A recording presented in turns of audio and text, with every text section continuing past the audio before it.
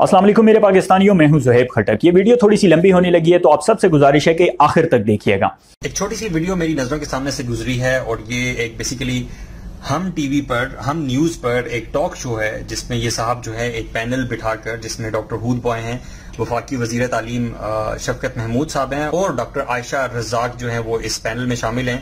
और इसमें बात हो रही है जो रिसेंट इम्प्रूवमेंट हुई है हमारे करिकुलम में, जिसको हम सिंगल नेशनल करिकुलम कह रहे हैं। पहले आप ये वीडियो का कुछ पोर्शन देखें और फिर जिस पॉइंट पर मैं बात करना चाह रहा हूँ, लेट्स मूव टुवर्ड्स। इसके अंदर न सिर्फ बच्चों को पुरानी आयात याद करनी होंगी, उनके तर्जुमे याद करने होंगे, लेकिन अरबी जबान में हदीसें याद करनी होंगी, उनके तर्जुमे, और इसके अलावा मुख्तलिफ दुआएं खाना खाने से पहले, खाने के बीच में, खाने के आखिर में, सीढ़ी चढ़ने से पहले, सीढ़ी उतरने के बाद, वगैरह वगैरह। अगर आप इतना बोझ एक बच्चे के हाफजे पर यूं डालते हैं तो बताइए कि दूसरे मज़ामीन के लिए कितनी जगह रहेगी। बात हो रही है यकसा तालीमी निसाब की, और इस पर हमारे मुआशरे के चंद लिबरल्स ने बड़े अजीबो गरीब सवालात उठाने शुरू कर दिए हैं कि आप बच्चों को इस चीज़ पे फोर्स करेंगे कि बच्चों को दुनियावी तालीमी दरसगाहों में अगर दीनी तालीम दी जाने लगेगी तो उनके जहन पर बहुत बोझ पड़ेगा। उन्हें दुआएं याद करनी पड़ेंगी, उन्हें हदीस याद करनी पड़ेगी, उन्हें कुरान की तालीम हासिल करनी पड़ेगी, और चंद सूरतें जो हैं वो या चंद आयतें जो हैं वो तर्जुमा के साथ याद करनी पड़ेंगी। तो ये उनके जहन पर बहुत ज़्यादा बोझ हो जाएगा। तो मैं समझता हूँ ये सिरे से ही इररेलेवेंट है, ये सिरे से ही इलॉजिकल है।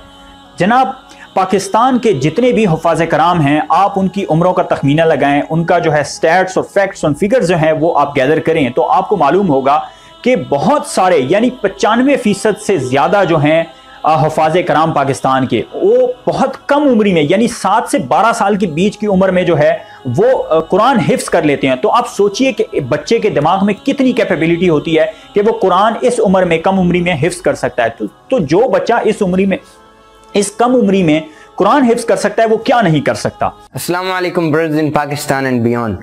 Welcome back everybody to Inside a Madrasa. So here we have got the PCs that are used by students to learn different type of programs that includes graphic designing, video editing, audio production, media stuff and all.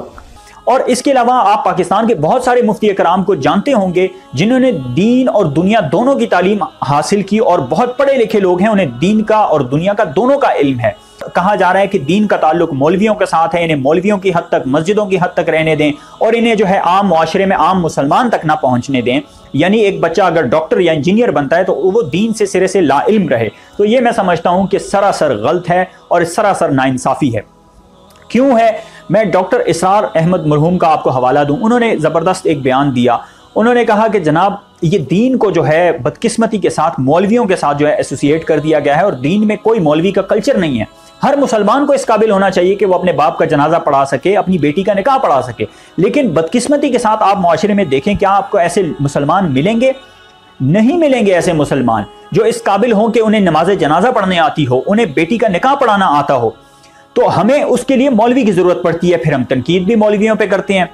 तो ये मैं समझता हूं कि बिल्कुल जबरदस्त step है government का, और इस पे हमें बिल्कुल अप्रिशिएट करना चाहिए उन्हें कि हमारी दुनियावी तालीम के साथ जो है दीनी तालीम भी हमें दी जा रही है, जो कि पहले हम मदारिस में हासिल करते थे। अब हमें बहुत सारे ऐसे बच्चे होते हैं, वालिदैन होते हैं जो अपने बच्चों को मदारिस में नहीं भेज पाते। तो अच्छा है ये स्टेप कि उन्हें जो है अपने स्कूल्स में, कॉलेजेस में, यूनिवर्सिटीज में जो है वो दीन की तालीम दी जाएगी, और ये कंपलसरी किया जाएगा, और बिल्कुल होना भी चाहिए। कितनी देखें बदकिस्मती की बात है कि हम डॉक्टर्स बन जाते हैं, इंजीनियर्स बन जाते हैं, फिजिशियंस बन जाते हैं, साइंटिस्ट बन जाते हैं, दुनिया का हर मुश्किल तरीन हम काम कर लेते हैं, IT स्पेशलिस्ट बन जाते हैं।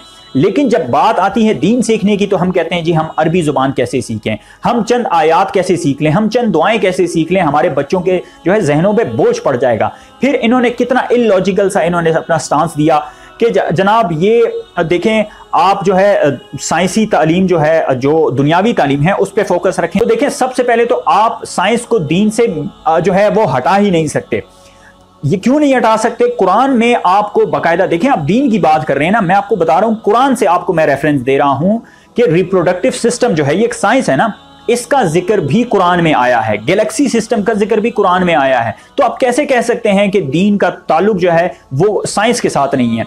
سائنس جو ہے وہ دین سے نکلی ہے، دین سائنس سے نہیں نکلا. تو یہ illogical باتیں میں سمجھتا ہوں کہ میرا خیال ہے کچھ لوگ بہت زیادہ پڑھ لکھنے کی وجہ سے بھی شاید عقل سے فارغ البال ہو جاتے ہیں کہ انہیں سمجھ نہیں آتی کہ وہ کس طرح اپنا جو ہے سٹانس وہ بنائیں. تو بالکل میں اس چیز کو اپریشیٹ کرتا ہوں کہ گورنمنٹ کو یہ چیز جو ہے امپلیمنٹ کرنی چاہیے، یکساں تعلیمی نظام ہونا چاہیے، اور ہماری جو دنیاوی تعلیم ہے اس کے ساتھ دینی تعلیم بھی بالکل ہونی چاہیے، تاکہ ہم معاشرے میں ایک اچھا انسان، ایک اچھا فرد ہونے کے ساتھ ساتھ ایک اچھے مسلمان بھی بن سکیں.